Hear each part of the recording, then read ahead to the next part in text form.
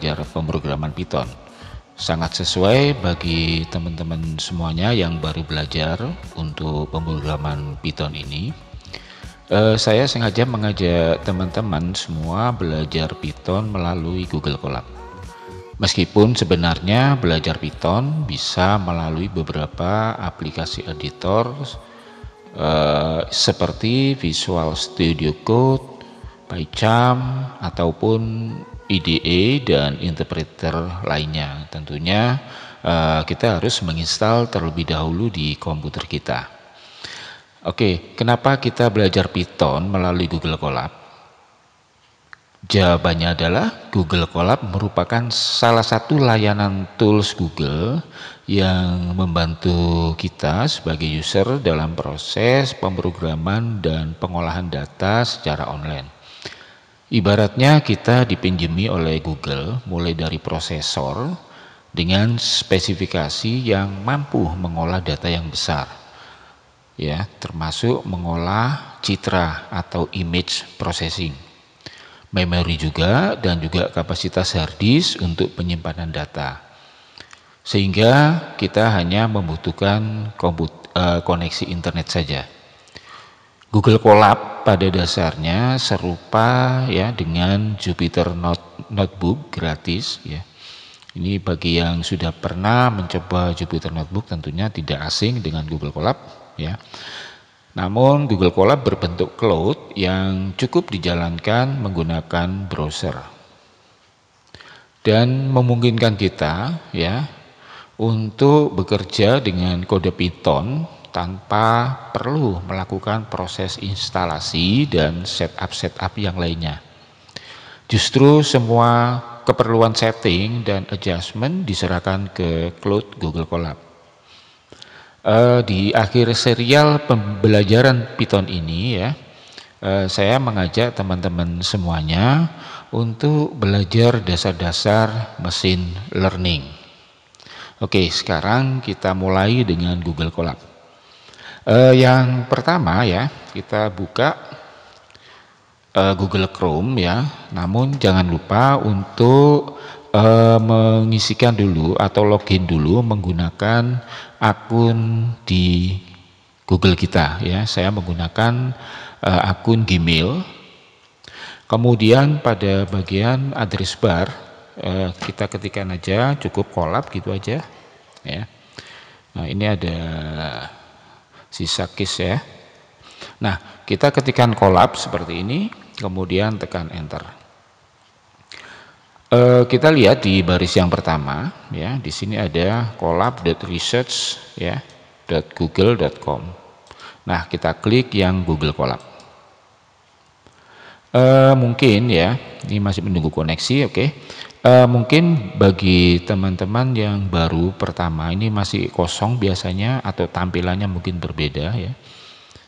Di bagian ini nanti kalau dokumen-dokumen pemrograman kita sudah banyak akan ditampilkan di sini.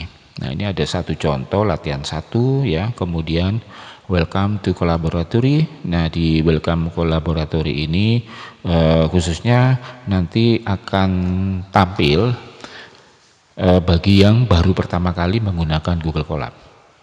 Kemudian di bagian-bagian yang atas ya, kita perhatikan di sini ada examples. Kalau teksnya bahasa Indonesia, di sini ada contoh, kemudian dokumen terbaru, kemudian di sini koneksi dengan Google Drive kita, tentunya file-file yang ada di Google Drive.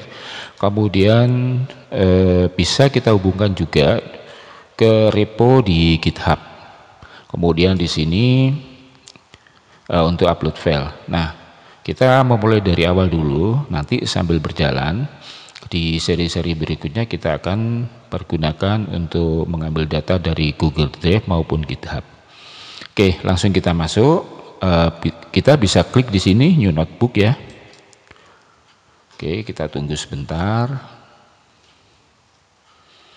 Nah, ini tergantung dari koneksi ya. Oke, kita lihat di sini. Ini adalah bagian utama dari Google Colab. Kita lihat yang di bagian atas. Di sini tertulis untitled null.ipynb. Untuk IPYNB ini adalah extension dari Jupyter Notebook ya. Kemudian di untitled kosong ini bisa kita ganti latihan 1. Umpamanya saya ketikkan latihan 1 dan IPYNB kita biarkan saja ya, nggak usah kita ganti karena ini adalah extend dari Jupyter Notebook. Kemudian tekan enter. Nah, di bagian yang bawah ini ada menu file, edit, view, insert ya, runtime, tool dan seterusnya. Kemudian di bawahnya ada code dan ada teks. Ini adalah bagian untuk menambahkan sel. Satu untuk plus code, ini adalah untuk sel coding. Kemudian satunya lagi untuk text cell-nya. Jadi kita bisa letakkan dokumen, kita menulis dokumen di sini sebagai penjelasan dari coding-codingan kita yang terpisah dari shell code-nya. Nah, kita coba ini ya untuk yang pertama. Misalkan kita ingin mengetahui ini versi Python yang dipergunakan versi berapa. Kita ketikkan aja tanda seru Python, kemudian minus 2 kali version seperti ini. Nah, kita jalankan ya running cell-nya. Kita run untuk selnya. Tunggu sebentar. Kita perhatikan di sebelah kanan ini. Ini ada status connecting ya. Artinya kita masih menghubungkan dengan mesin dari Google Compute Engine. Kemudian initializing, status sudah terhubung dan setelah terhubung nanti di sini tampil untuk RAM yang dipergunakan berapa dan disknya yang sudah kita pakai berapa. Nah, kemudian kita lihat hasilnya. Nah, ini adalah yang barusan kita ketik Python versi mayornya 3 ya, .8.10 ya. Atau kita sebut Python versi 3. Kemudian jika ingin menambahkan sel baru ya, cukup kita ketik lagi di sini plus code. Nah, coba saya ulangin lagi menggunakan Python ya, tanda seru, cuman P-nya, huruf P-nya saya tidak suka huruf kecil ya, saya ingin huruf besar saja. Version ya seperti ini, kemudian kita run. Tentunya untuk running yang kedua ini biasanya lebih cepat ya karena dia sudah terhubung ya. Jadi tidak perlu connecting dan initializing, cukup langsung di run. Nah, kita perhatikan di sini. Ini kenapa ini Python comment not found, artinya apa? Artinya adalah komen-komen yang ada di Python menggunakan case sensitif ya, termasuk juga variabel nanti kita gunakan case sensitif, artinya dibedakan huruf besar dan kecil.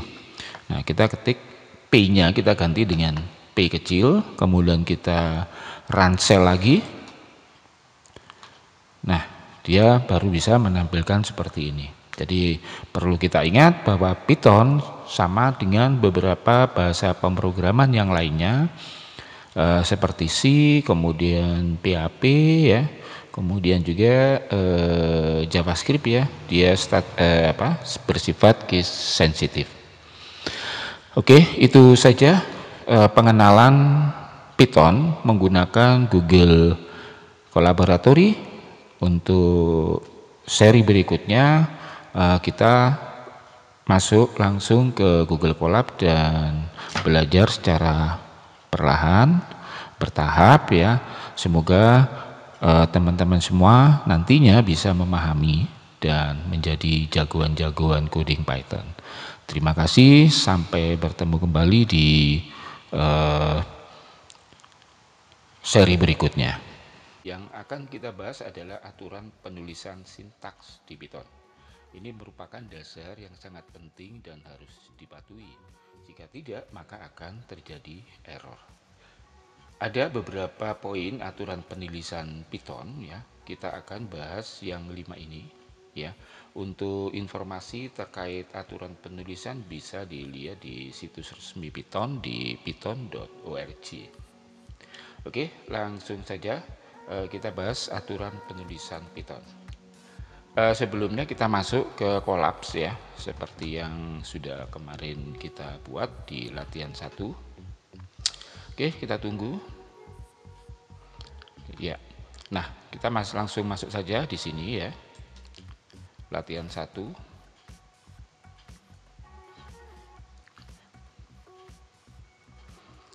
Masih loading. Oke, sudah. Nah, ini latihan 1 kemarin ya. Sebetulnya untuk sintaks penulisan itu kemarin sudah kita bahas 1 ya, tentang case sensitif. Tapi nggak apa-apa, kita akan bahas lagi. Sebelum kita mulai ya, kita perlu buat catatan dulu untuk apa yang kita pelajari hari ini. Nah, untuk catatan bisa kita letakkan di sel teks yang ada di kolab. Oke, kita klik yang teks, boleh klik yang di atas ini atau boleh juga di sini. Jadi kita arahkan di bawah sel code-nya ini, kita klik teks. Nah, kita buat aturan penulisan.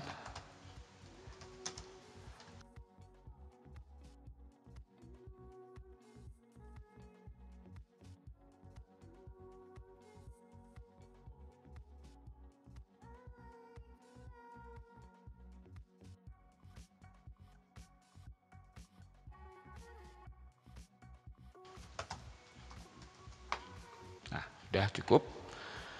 Oke, kita langsung menuju penulisan statement. Nah, sebelum penulisan statement kita tambahkan dulu untuk sel code-nya. Kita arahkan lagi mouse-nya di sini. Oke, ini ada code muncul, kita klik di sini. Ya. Nah, sebetulnya di statement ya. Tadi yang kemarin sudah saya sampaikan bahwa kode program Python sangat mudah untuk difahami karena singkat dan terstruktur rapi. Beda dengan bahasa-bahasa pemrograman yang lain. Tapi saya tidak akan bahas itu. Langsung saja kita buat contohnya. Umpamanya kita akan menampilkan tulisan di layar monitor ya, katakanlah hello world ya, ini yang sangat populer. Kita cukup mengetikkan print. Print itu maksudnya kita disuruh mencetak ya, Python kita suruh mencetak, kemudian tanda petik hello world seperti ini ya. Kemudian kita klik run cell ya, seperti ini ya, langsung tampil di sini.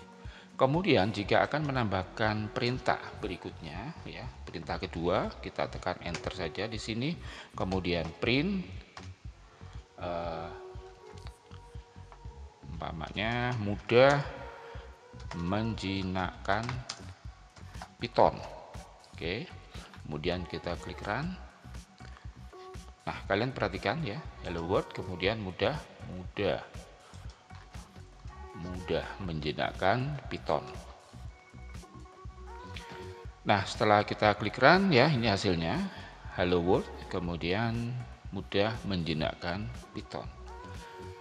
Penulisannya ya, ini harus berpindah ke baris berikutnya ya. Namun kita bisa meletakkan dalam satu baris penulisan ini dengan memberikan tanda titik koma seperti ini. Kemudian saya del ya, nah seperti ini. Print hello world titik koma ini menandakan bahwa ini adalah ganti baris, tapi kita ketikkan dalam satu baris ya. Kita jalankan. Oke, sama ya hasilnya. Namun kalau umpamanya tanda titik koma saya buang ya, seperti ini, apa yang terjadi ya, kita letakkan di akhir aja ya titik komanya, run. Nah, error ya, tapi nggak usah khawatir ya, karena errornya ini langsung menuju ke tempat di mana ada kesalahannya. Kita perhatikan ada panah atas di sini ya, diletakkan di B. Nah, di sini ada syntax error, kesalahan sintaks, invalid syntax ya. Jadi penulisannya tidak valid. Kita tambahkan di sini lagi sesuai dengan informasi kesalahan penulisannya. Jadi kita letakkan di sebelum P ya. Kita kasih titik koma, kemudian kita run lagi. Nah, seperti ini ya. Jadi tidak ada masalah kalau umpamanya dibuat satu baris dan dibuat baris berpindah ke baris berikutnya. Nah, itu adalah gambaran tentang penulisan statement di Python. Ya. Kemudian penulisan string ya berikutnya. Nah, kita tambahkan lagi sel lagi baru, sel code-nya. Penulisan string. Apa itu string sebetulnya? String adalah teks atau kumpulan dari karakter. Nah, dalam menuliskan string ya, biasanya ditulis dengan dibungkus menggunakan tanda petik. Contoh yang seperti yang pertama tadi, ini adalah string hello world ya. Ini dibungkus dengan tanda petik awal dan tanda petik akhir. Demikian juga yang lainnya. Nah, sekarang saya coba buat variabel ya. Judul misalkan sama dengan, nah ini harus kita kasih tanda, kita berikan tanda petik ya. Ketika kita mengetikkan satu, maka penutupnya otomatis akan dibuat. Namanya belajar pemrograman Python sampai ahli ya. Nah, ini kalau kita jalankan ya, ya tidak memberikan hasil apa-apa ya, tidak kelihatan, cuman judul ini adalah sebuah variabel ya. Nanti saya jelaskan di episode berikutnya tentang variabel judul ya. Variabel judul diisi data string belajar pemrograman Python sampai ahli. Kalau umpamanya saya tambahkan di sini nama sama dengan tanda petik ya, seperti ini. Boleh menuliskan string dengan tanda petik 2 atau tanda petik 1 ya. Coba kita tampilkan print nama. Nah, yang kita tampilkan ini adalah nama ya, yang akan kita tampilkan itu adalah sebuah variabel string, variabel berisi data string ya. Jadi kalau kita run ya seperti ini ya, saya tambahkan lagi print kurung buka kurung tutup kemudian judul. Nah, kita jalankan ya. Nah, sama seperti yang pertama, jika ini saya buat satu baris semua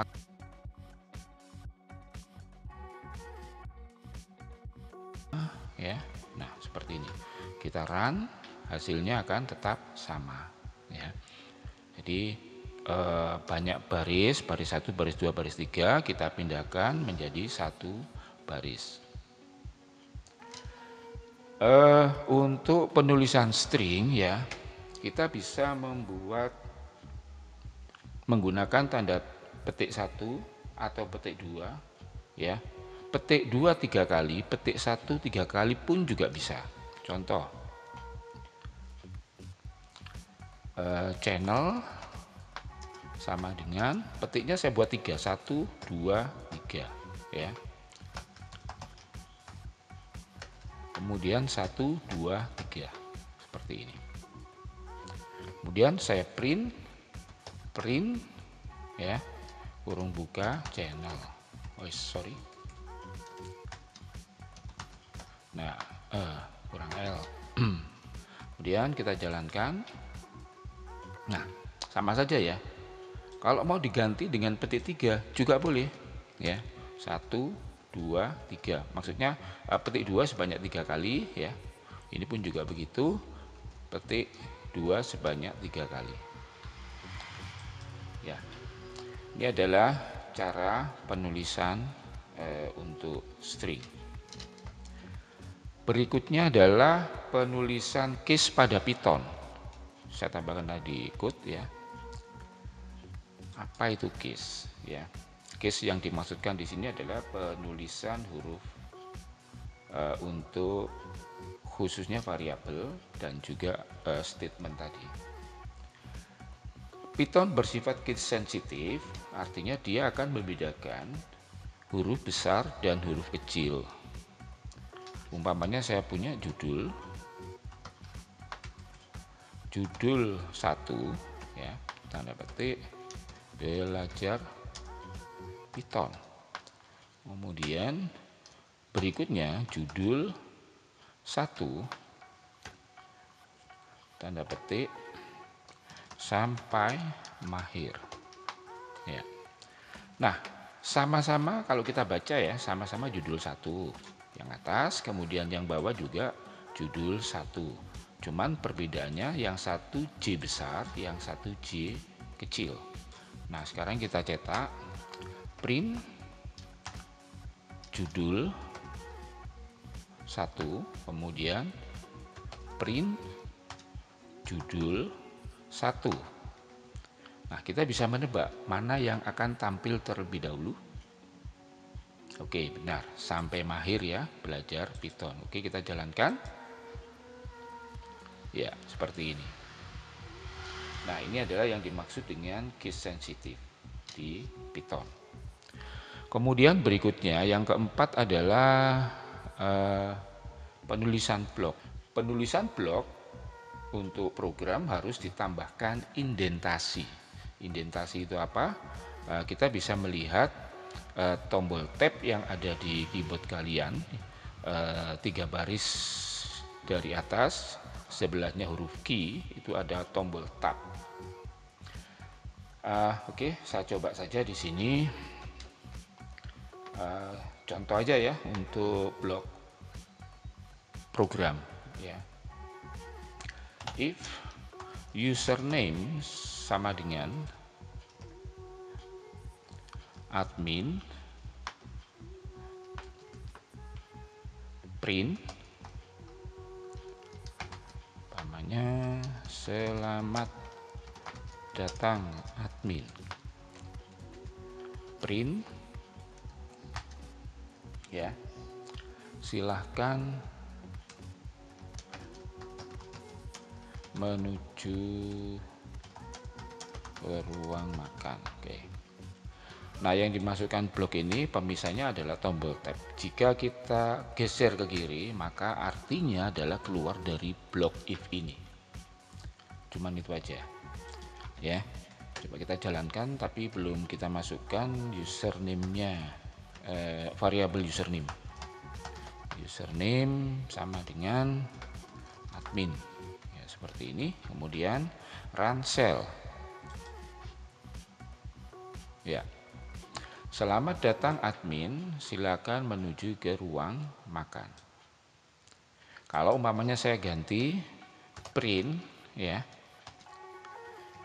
umpamanya admin tidak ditemukan. Nah, ini umpamanya saya ganti teksnya, teks lain ya, user umpamanya. Apa yang terjadi? Maka nanti selamat datang admin ini tidak akan dicetak ya, silakan menuju ke ruang makan juga tidak dicetak. Nah, kita play untuk run cell-nya. Nah, admin tidak ditemukan ya. Jadi yang dimaksudkan blok itu adalah ini ya, ini adalah satu blok. Mengidentifikasinya adalah tombol tab seperti ini. Nah, kalau untuk di Google Colab ya, ketika di sini ada percabangan seperti if, ketika kita enter sebelum ditutup, maka dia akan secara otomatis akan membuat letak dia itu seperti kita mengetikkan tab. Jadi Anda kalian semua tidak perlu khawatir ya. Oke, berikutnya kita akan bahas lagi tentang penulisan komentar. Nah, untuk menuliskan sebuah komentar di Python, kita cukup menambahkan tanda pagar. Contoh, ini di username, tinggal saya tambahkan di sini, saya tambahkan pagar. Ini adalah komentar dan tidak mengganggu program umpamanya. Ya, kita jalankan, dia tetap jalan ya. Nah, biasanya blok komentar ini dipergunakan untuk mematikan ya sebuah statement yang untuk sementara tidak kita perlukan. Umpamanya silahkan menuju ke ruang makan ini saya nonaktifkan ya. Dengan menambahkan tanda pagar di kiri seperti ini, maka teks silakan menuju ke ruang makan ini akan tidak diproses ya. Jadi ini pamannya admin, kemudian yang bawah ini saya hapus. Oke, dia akan hanya mencetak selamat datang admin. Oke ya, paham ya. Jadi mudah sekali untuk belajar Python. Oke ya, sampai sekian dulu materi tentang cara penulisan di Python. Untuk materi berikutnya silahkan teman-teman semua buka di episode yang ketiga tentang tipe data ya, dan nanti juga ada variabel di episode berikutnya. Kita akan belajar variabel dan tipe data Python. Variabel merupakan tempat penyimpanan data, sedangkan tipe data adalah jenis data yang tersimpan dalam variabel. Hubungan antara variabel dan data bisa digambarkan seperti sebuah wadah. Wadah dengan isinya. Nah, ini adalah sebuah wadah. Kita nampakkan dia adalah sebuah variabel. Sedangkan benda-benda yang kita masukkan ke dalam wadah ini dan dikemas di sini itu adalah sebuah data. Data yang kita masukkan bisa bermacam-macam atau berbagai jenis. Demikian juga variabel bisa diisi dengan data dengan tipe data yang berbeda-beda. Untuk lebih jelasnya, nah di Python ada beberapa tipe data. Yang pertama adalah tipe data string, tipe data number, tipe data boolean, list, tuple, set, dan dictionary. Tipe data string di episode sebelumnya sudah pernah kita bahas di situ secara tidak langsung ketika kita memasukkan nama dengan menggunakan tanda petik di bagian awal dan akhir. Sedangkan tipe data number, ada beberapa tipe data number, diantaranya adalah bilangan bulat dinyatakan dalam bentuk integer, bilangan desimal, float, dan bilangan imajiner atau kompleks number. Sedangkan tipe data boolean memiliki dua nilai, true dan false. Untuk list, tuple, set, dan dictionary akan kita bahas di seri tersendiri. Untuk lebih jelas, kita akan coba untuk mengenali beberapa tipe data ini. Oke, supaya lebih jelas, kita akan coba beberapa tipe data di sini. Sebelumnya teman-teman semua bisa buat dokumen baru ya supaya terpisah, file, kemudian klik new notebook. Nah, di sini di bagian untitled saya buat untuk nama file sendiri yaitu latihan 2 enter. Nah, sekarang kita coba untuk masing-masing tipe data ini.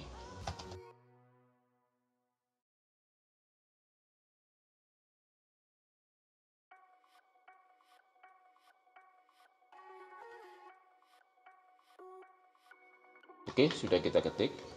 Namanya saya punya variabel materi, kemudian nilainya atau datanya adalah belajar Python. Tipe datanya berupa string. Kemudian variabel usia. Nilainya 18. Tipe datanya adalah integer. Kemudian variabel tinggi badan. Nilainya 175,8. Tipe datanya adalah float. Kemudian variabel menikah. Nilainya adalah false. Tipe datanya adalah boolean. Nah, kita coba tampilkan untuk tipe data masing-masing variabel tersebut. Print. Nah, setelah kita tentukan variabel dan tipe datanya, sekarang akan kita tampilkan untuk tipe data dari masing-masing variabel tersebut. Statement yang kita gunakan atau perintah yang kita gunakan itu adalah type. Nah, kita perhatikan di sini type, kemudian di dalam tab ini ada tanda kurung, kurung buka, kurung tutup. Di dalamnya kita isikan dengan nama variabel yang akan kita lihat tipe datanya. Kalau sudah, kita jalankan. Nah, di sini terlihat materi ini adalah tipe data string. Kemudian usia ini adalah data integer atau bilangan bulat. Dan tinggi badan itu adalah tipe data float atau bilangan desimal. Kemudian untuk tipe data boolean dituliskan bool dengan double O. Ini adalah tipe data boolean yang hanya memiliki dua nilai, true dan false. Kemudian bagaimana dengan cara penulisan variabel? Di Python, aturan penulisan variabel memiliki ketentuan sebagai berikut. Saya ketikkan di sini ya.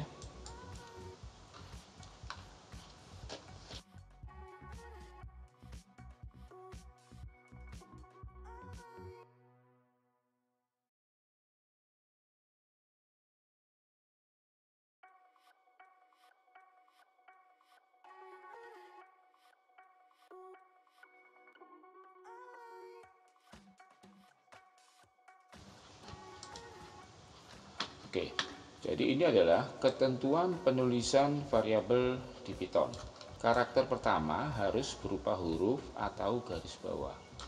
Kemudian yang kedua, karakter selanjutnya dapat berupa garis bawah atau underscore atau angka. Karakter pada nama variabel bersifat case sensitif, artinya nanti dibedakan huruf besar dan huruf kecil. Kemudian, penamaan variabel pada Python tidak boleh sama dengan reserved keyword Python. Maksudnya adalah kita tidak bisa menggunakan nama variabel seperti print. Kita tahu bahwa print adalah berfungsi untuk mencetak. Kemudian input, or, and, dan sebagainya. Nah, sebelum kita latihan penulisan variabel, ada baiknya kita mengenal gaya penulisan variabel secara umum. Ada 4 macam gaya penulisan variabel. Yang pertama adalah snake case. Snake case memiliki ciri penulisan menggunakan underscore untuk memisahkan suku kata. Jadi suku kata pertama nama, kemudian ada underscore, kemudian suku kata berikutnya. Ini adalah ciri dari gaya penulisan variabel snake case. Kemudian gaya penulisan berikutnya adalah camel case.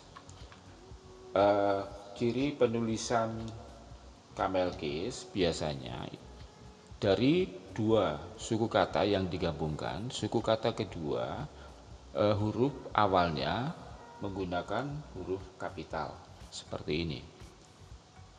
Jadi bisa digambarkan seperti punggung onta. Kemudian berikutnya adalah gaya kebab case. Kebab case menggunakan tanda minus untuk memisahkan suku kata. Jadi terlihat sama sehingga membuatnya terlihat seperti kebab. Jadi menggunakan tanda minus seperti ini. Kemudian cara penulisan berikutnya adalah all caps, yang penulisan variabel semuanya menggunakan huruf besar. Nah, gaya penulisan ini untuk all caps biasanya sering dijumpai menuliskan sebuah variabel konstanta atau variabel yang nilainya konstan atau tetap. Contoh, nama depan, nama belakang seperti ini, kemudian pi ya. Jadi nilai-nilai yang tidak akan berubah. Oke, ada baiknya kita coba untuk melanggar ketentuan-ketentuan yang dibuat oleh Python. Nah, contoh karakter pertama harus berupa huruf atau garis bawah. Nah, kita coba sekarang tidak menggunakan huruf atau garis bawah. Kita gunakan tanda min. Nama depan. Saya menggunakan camel case ya, Budi ya. Nah, ini terlihat ketika kita menuliskan sebuah variabel yang melanggar ketentuan ini akan diberi tanda merah di bawahnya. Artinya kita melanggar aturan ini. Atau angka ya. 1 garis bawah nama depan sama dengan Budi. Oke. Nah, tetap ya. Jadi ketika kita langgar aturan ini, Python sudah mengetahui dari awal sehingga kita bisa langsung memperbaiki. Kemudian karakter selanjutnya dapat berupa garis bawah atau underscore sama tadi.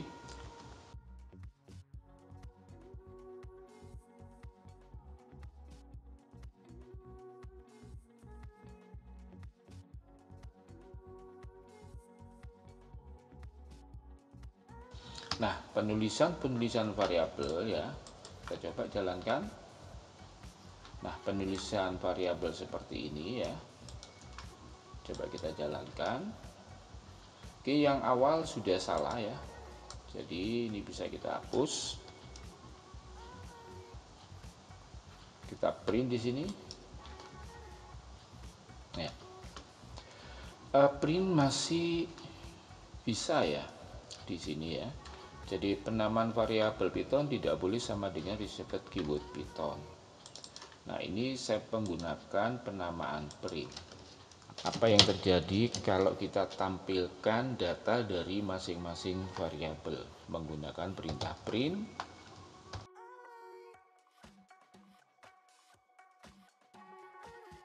Oke, seperti ini aja. Oh, nggak ada ya.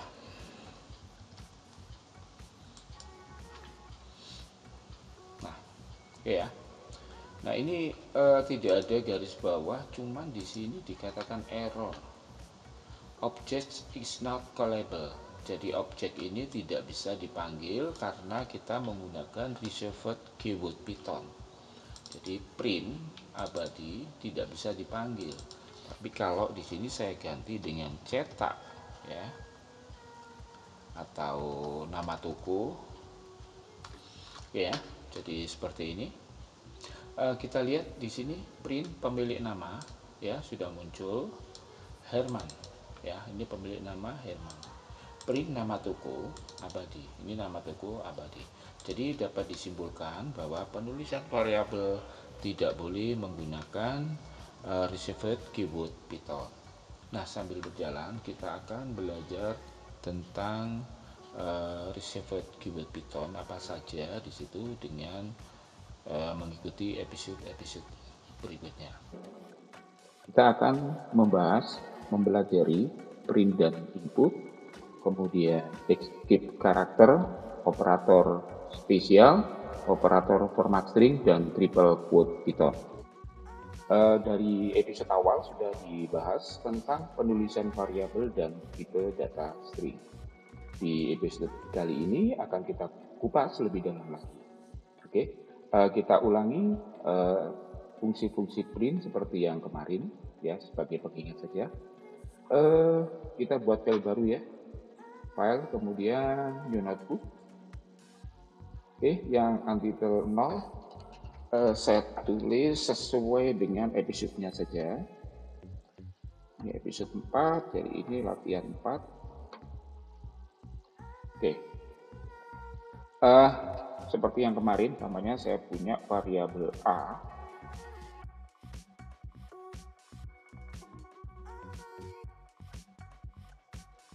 Oke, sama seperti ini ya. Kemudian saya akan membuat sebuah pernyataan seperti ini, A sama dengan B ya. Kita ulangi lagi, print A. Kira-kira hasilnya apa? Nah, kalau kita lihat di sini hasilnya nanti, oke, selamat datang di Python. Artinya variabel A ya diisi dengan nilai baru, yaitu nilai dari B. Ya, jadi ini adalah pertukaran nilai sebuah variabel. Oke, kita jalankan. Print A yang pertama menghasilkan hello world. Print B menghasilkan selamat datang di Python. Kemudian nilai dari variabel A kita isi dengan variabel B. Nah, tanda sama dengan satu ini menyatakan bahwa nilai A akan diisi dengan nilai yang ada di B. Ya, sehingga nilai A hello world hilang digantikan oleh selamat datang di Python milik dari variabel B seperti itu. Oke, sekarang kita masuk ke fungsi input ya. Nah, ini secara nggak langsung sebenarnya kalian sudah belajar tentang pertukaran variabel ya, tapi dalam bentuk yang sederhana. Ya. Kita tambahkan lagi untuk code-nya. Nah, kita berkenalan dengan input. Jika kita ingin membuat program yang interaktif, di mana dibutuhkan aksi dari pengguna. Contoh, umpamanya kalian mengisi formulir atau membuat sebuah aplikasi kalkulator, maka kita membutuhkan inputan nilai. Ya, kalau formulir biasanya yang kita masukkan itu nama, ya. Berarti kita masukkan nama kita, bla bla bla, alamat dan seterusnya. Atau data yang dimasukkan oleh pengguna untuk diproses oleh program yang kita buat. Nah, hal ini ya dapat kita lakukan dengan menggunakan perintah input. Nah, untuk format inputnya adalah input ya, di dalamnya adalah sebuah argumen. Ya, sebetulnya kita sifatnya opsional ya, jadi kita tidak mengisikan argumen pun juga tidak apa-apa. Tapi kalau lebih interaktif dan informatif supaya user bisa tahu apa yang harus kita isikan, maka kita harus isi argumennya. Contoh, umpamanya nama, ini adalah sebuah variabel nama, kemudian kita tuliskan input. Nah, di dalamnya bisa kita isi argumen. Umpamanya argumennya adalah masukkan nama, ya. Nah, nanti user diminta untuk memasukkan nama, kemudian kita olah data nama tadi. Umpamanya kita tampilkan lagi seperti ini, print tanda petik. Sekarang saya menggunakan tanda petik 1 supaya kalian lebih terbiasa ya bahwa petik 2 dan petik 1 penggunaannya hampir sama di print. Hello ya. Kemudian koma dan kita isikan variabelnya yaitu nama. Nah, kita jalankan. Oke, masukkan nama ya. Budi umpamanya, enter. Nah, halo Budi artinya apa? Artinya variabel nama yang baru saja diisi dengan Budi ditampilkan lagi variabelnya seperti ini. Contoh penggunaan yang lainnya umpamanya kita disuruh memasukkan data dengan tipe integer atau float. Nah, ini ada pengecualian. Perlu saya sampaikan juga ya bahwa input di Python ya, semua data yang dimasukkan adalah bertipe string. Nah, bagaimana dengan angka? Perlakuannya tentu beda ya. Nah, untuk angka umpamanya panjang, kita akan menghitung luas persegi panjang. Panjang sama dengan input. Ya, seperti ini.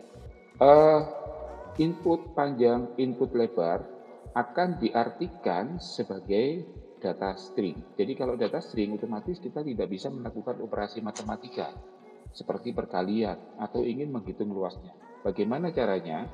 Maka input ini akan kita bungkus dengan fungsi int, integer. Artinya nanti nilainya akan dikonversi menjadi bilangan integer atau bilangan bulat. Nah, ini kita bungkus di awal, kemudian di akhir. Ini juga seperti itu, int di awal dan di akhir, seperti ini. Nah, jika sudah seperti ini, maka data ini bisa diolah dan bisa dihitung luasnya. Jadi luas sama dengan panjang kali lebar. Kali menggunakan tanda bintang ya, bukan X ya. Nah, print. Nah, kita masukkan variabel tadi. Variabel luas menggunakan huruf kecil ya. Oke, seperti ini. Kemudian run cell. Nah, namanya panjangnya kita masukkan sekian, terserah ya. Kemudian lebarnya, nah sekian. Oke, jadi luasnya sudah dihitung dan dianggap sebagai integer. Tapi apa yang terjadi kalau umpamanya int-nya kita buang? Ya, error atau tidak? Nah, silakan kalian coba sendiri sebagai latihan. Mudah ya untuk pengelolaan string ya di Python. Berikutnya, kita akan mengakses substring. Untuk mengakses substring, kita bisa menggunakan tanda kurung siku untuk mengiris indeks yang ada di dalam string. Jadi contohnya gini.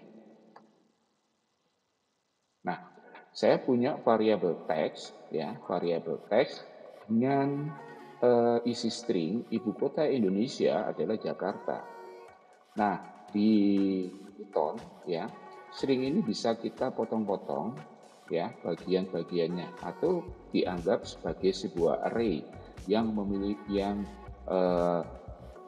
memiliki urutan ya indeks ya dari kiri ke kanan. Paling kiri memiliki indeks 0, kemudian 1, 2 ya. Untuk huruf U memiliki indeks 2. Nah, akan kita ambil satu persatu sesuai indeksnya. Cara penulisannya adalah kita gunakan nama variabelnya seperti ini. Kemudian gunakan tanda kurung siku ya. Square bracket istilahnya kalau di sini. Nah, kemudian nilainya, di dalamnya kita kasih nilainya. Jika nilainya 0, maka artinya kita ambil indeks ke 0. Kemudian indeks ke 1 dan seterusnya. Oke, kita jalankan. Nah, di sini terlihat ya. Indeks 0 adalah I, indeks 1 adalah B, indeks 2 adalah U. Ya. Contoh lagi ya. Untuk lebih paham lagi, saya berikan contoh. Oke, untuk contohnya saya tambahkan di bawah supaya jelas dan teman-teman bisa punya dokumentasi ya. Oke, saya ketikkan di sini. Nah, umpamanya seperti ini. Saya punya abjad A dan seterusnya sampai B. Ya. Nah, ini saya kenalkan fungsi len. Ya. Len dipergunakan untuk menghitung jumlah string yang ada di dalam variabel. Dalam hal ini adalah variabel abjad.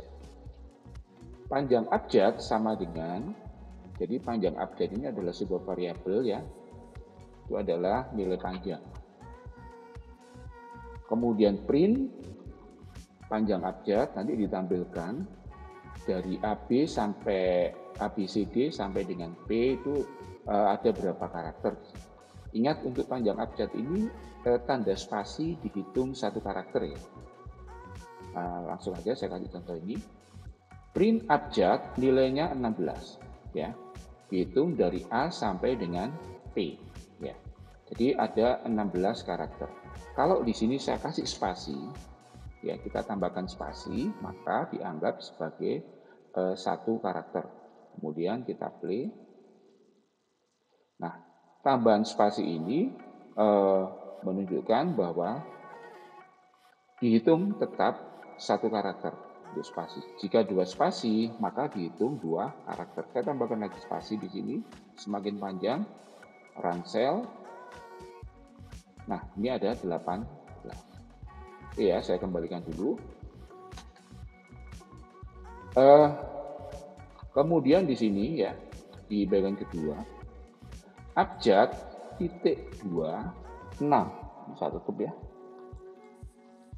Artinya apa? Titik 2 menunjukkan kita mengambil huruf dari kiri ke kanan sebanyak 6 karakter. Kemudian yang kedua 6.2 kemudian kosong ya. Kemudian yang ketiga 2.26. Nah, kita amati ya bersama-sama. Panjang abjad 16 yang tadi, kemudian update string. Ini A, B, C, D, E, F ya. Jadi titik 26 artinya apa? Mengambil abjad dari yang paling kiri sebanyak 6 karakter. Berhenti di F. Kemudian yang kedua, abjad 6.2 sebelah kanannya kosong. Artinya kita mengambil karakter di variabel abjad dimulai dari karakter ke-6. Jadi karakter ke-7 dan seterusnya yaitu G ya. Ini diambil semua. Tapi kalau di sini saya masukkan ini kan kosong ya. Oh ya, nanti yang di bawah saja. Nah, kemudian yang ketiga, abjad 2.26. Ini yang diperoleh C, D, E, F. Jadi hanya ini saja, C, D, E, F. Artinya apa? Ya, sudah cukup jelas ya. 2 kita buang, 6 ya. 6 dikurangi 2, 4. Jadi dimulai dari digit ke-6, digit kedua, 0, 1, 2 ya, yaitu C ya.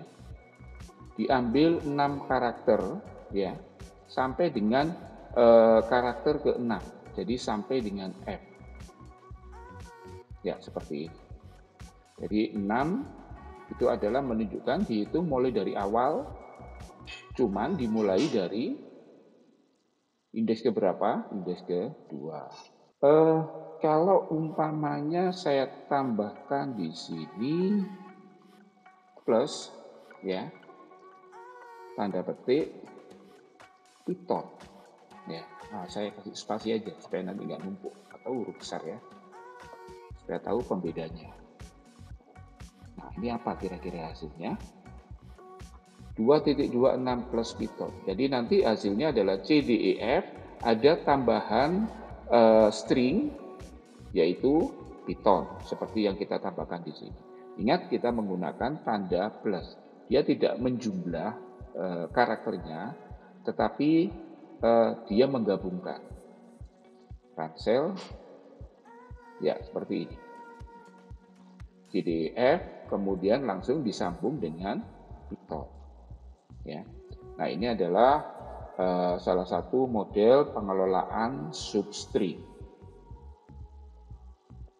Oke, berikutnya, nah ini mungkin baru buat kalian, ya.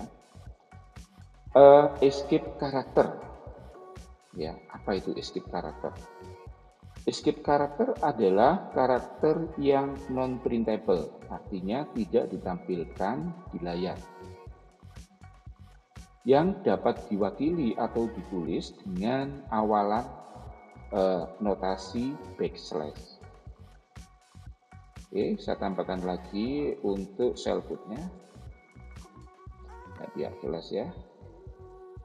Nah, oke, kita bahas sekarang escape karakter. Oke, perhatikan yang ada di sini. Nah, kita menggunakan tanda ini, tanda backslash. Seharusnya kalau ada tanda petik di sini pasti error. Tapi kita sudah dibantu oleh dengan tanda backslash. Tanda backslash ini menunjukkan bahwa akan kita tambahkan karakter tanda petik sehingga dia dianggap karakter tersendiri untuk petik 2 ini. Ini adalah karakter tersendiri sehingga akan dicetak di layar. Oke, kita jalankan. Nah, bahasa pemrograman pada tanda petik Python sangat mudah dipelajari. Itu ya. Atau teks yang lainnya. Oke, saya tambahkan di sini. Oke ya, sudah ya. Coba kita jalankan. Ya. Nah, ini karena tanda petik 2, ini tanpa escape karakter ya, supaya kalian paham juga ya. Kalau yang di sini, sekarang saya coba tulisan seperti ini. Ini umpamanya kita menggunakan petik 1. Ketika menggunakan petik 1, ya, padahal teks bertanda koma atas ya seperti ini, umpamanya Al-Quran gitu ya, itu akan error ya. Kenapa? Karena di sini petik satu, petik satu, petik satu. Jadi dianggap ini sudah selesai sampai sini. Ya, ini adalah batasnya. Tapi kita tetap akan menggunakan petik satu. Caranya seperti apa? Kita tambahkan dulu slash. Oke, seperti ini. Ya. Kemudian kita jalankan. Ya. Jadi tidak ada masalah. Cuman ada cara yang lebih praktis juga tanpa menggunakan slash. Kalau umpamanya di bagian awal kita menggunakan petik 2, kemudian di bagian akhir juga petik 2, ya. Nah, ini kita buang tanda slash-nya. Apakah bisa? Ya, tentu saja bisa ya. Ya, seperti ini. Ya, terserah kalian nanti memilih model seperti apa, petik 2 atau petik 1. Tapi saran dari saya sebaiknya menggunakan penulisan yang lebih konsisten. Ya. Contoh berikutnya untuk penggunaan escape karakter. Oke, saya tambahkan code lagi di sini. Umpamanya sun, saya ketik dulu.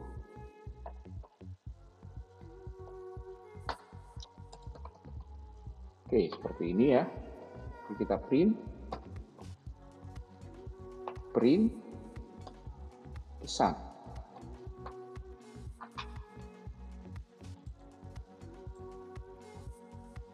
Ya, pesan kemarin saya diberitahu teman-teman bahwa belajar Python sangat pakai T ya. Oke, seperti ini ya. Umpamanya pesannya adalah kemarin saya diberitahu teman-teman bahwa belajar Python sangat mudah dan tentu saja harus tetap belajar. Nah, kalau kita print di sini, maka teks ini akan panjang terus ke kanan. Bagaimana supaya teks ini pindah ke baris baru?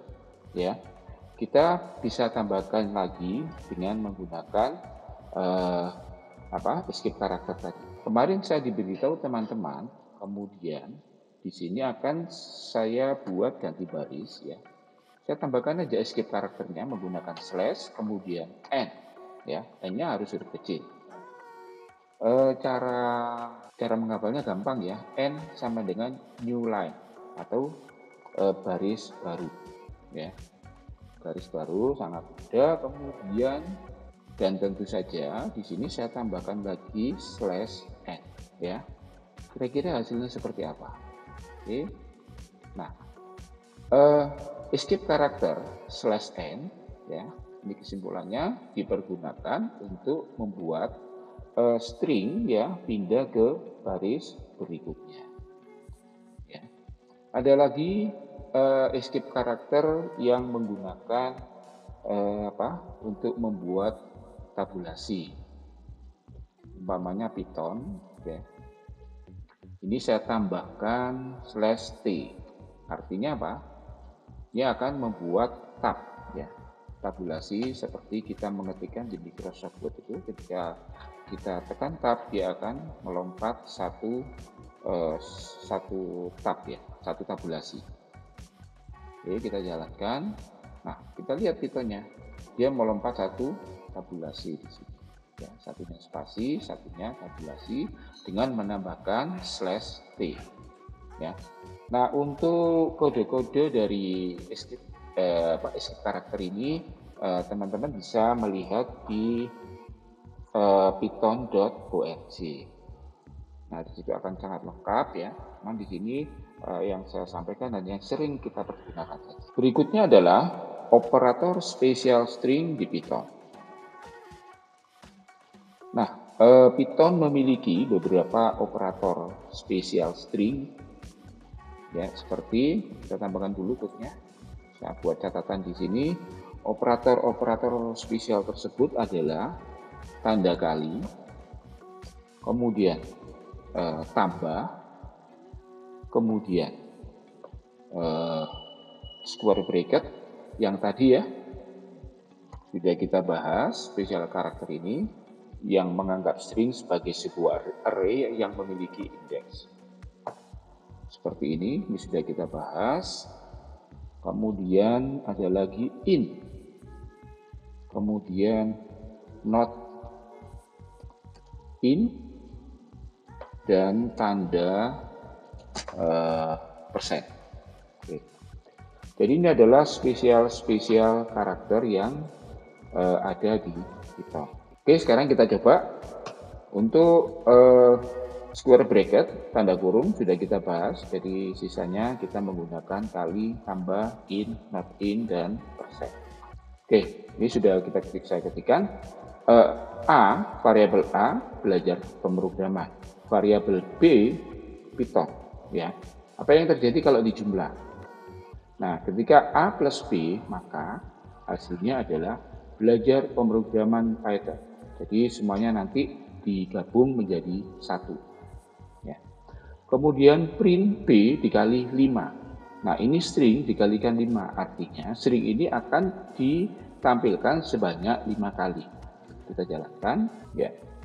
Belajar pemrograman, ini adalah variabel A yang di sini. Ya, ini A. Plus B.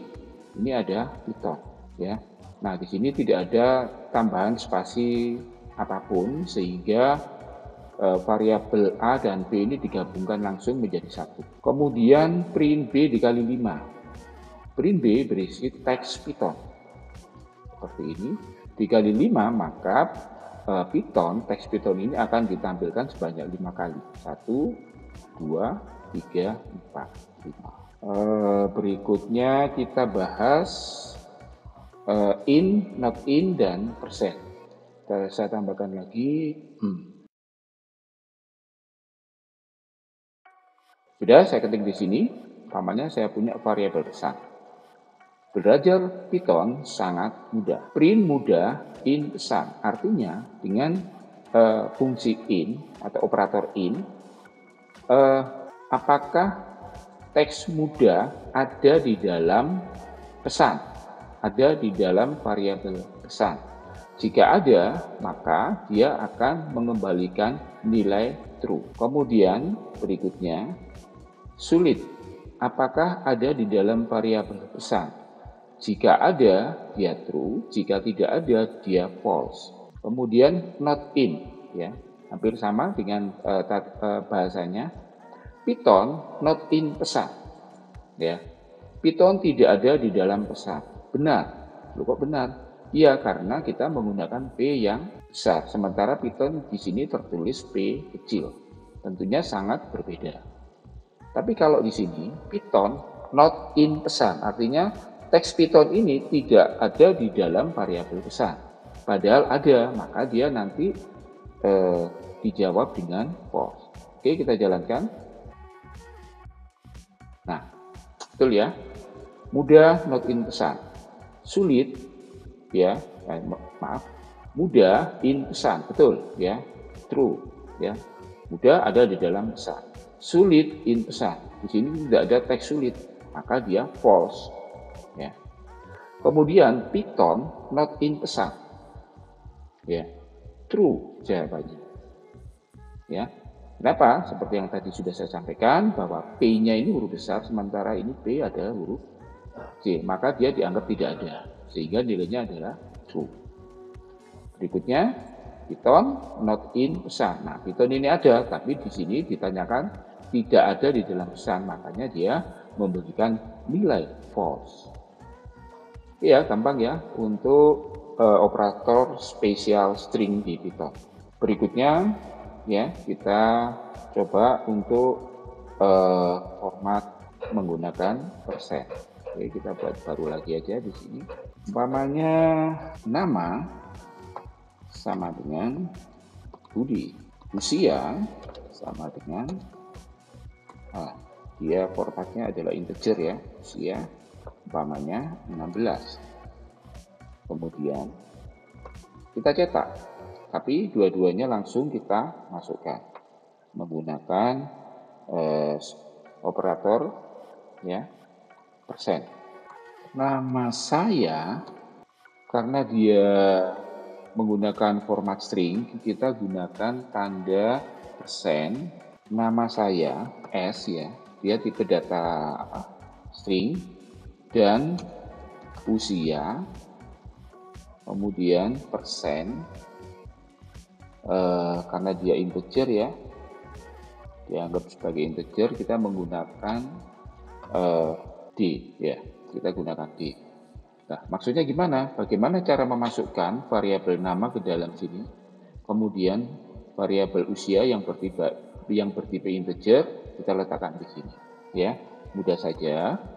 Di sebelah sini, setelah keluar dari tanda petik, kita tambahkan persen ya. Kemudian tanda kurung lagi, nama, koma, usia, seperti ini. Nah, ini adalah contoh penulisan yang baru ya. Nama saya $S, yang pertama di paling kiri, dia akan mengambil yang paling kiri ya. Kemudian berikutnya di sebelah kanan, usia ya, ditandai dengan persen. Jadi tanda persen ini akan mengambil yang ada di sebelah kanan persen ini. Oke, kita jalankan ya. Nama saya Budi ya, seperti ini, dan usia 16. Nah, bagaimana sekarang kalau umpamanya saya tambahkan teks baru tetapi bukan sebuah variabel. Jadi langsung kita masukkan ke dalam format string yang ada di sini. Jadi umpamanya saya tinggal di persen, kemudian S ya, karena tipe data string yang akan kita masukkan, kemudian koma ya, tanda petik Surabaya. Ya, kita jalankan ya seperti ini. Jadi data ya atau variabel juga kita bisa pisahkan di dalam print ini ya, dengan menggunakan tanda persen sebagai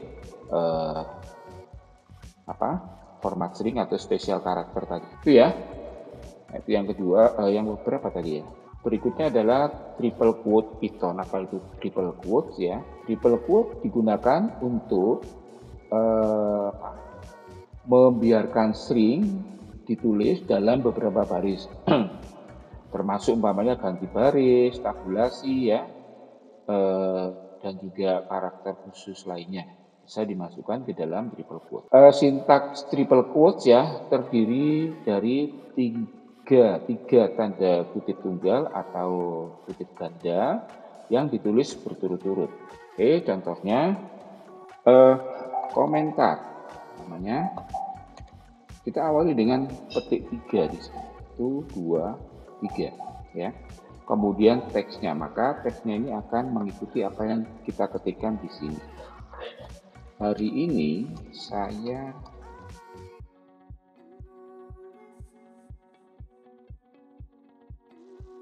Nah, ini adalah yang disebut dengan triple quotes.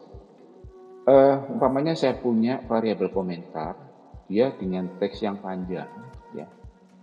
Tetapi di sini bedanya kita tidak menggunakan escape karakter yang tadi menggunakan /n untuk ganti baris. Tetapi saya cukup menggunakan tanda petik ganda sebanyak 3 kali dan saya tutup dengan tanda petik ganda sebanyak 3 kali. Nah, setiap kali saya ketikkan, saya pindah baris ya sesuai selera saya. Nah, kalian bisa mencoba kira-kira hasilnya bagaimana dengan triple quotes. Nah, hari ini saya mulai belajar Python dan besok akan berlatih dan lusanya lagi berlatih lagi sampai akhir. Ini jika kita menggunakan triple quote. Kalau umpamanya saya ganti dengan triple quote yang tunggal, ini juga harus yang triple quote tunggal juga ya. Oke. Nah, garis bawah merahnya yang menunjukkan informasi kesalahan tadi sudah hilang. Nah, sekarang kita jalankan lagi. Nah, seperti ini ya, sama ya.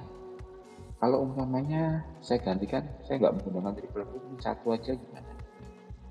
Seperti ini. Oh, error ya. Di sini ada garis merah. Tentunya nanti dia tidak bisa diterjemahkan. Ya. Apakah bisa kita gabungkan dengan yang tadi, maksudnya kita gabungkan dengan escape karakter? Oh, tentu saja bisa.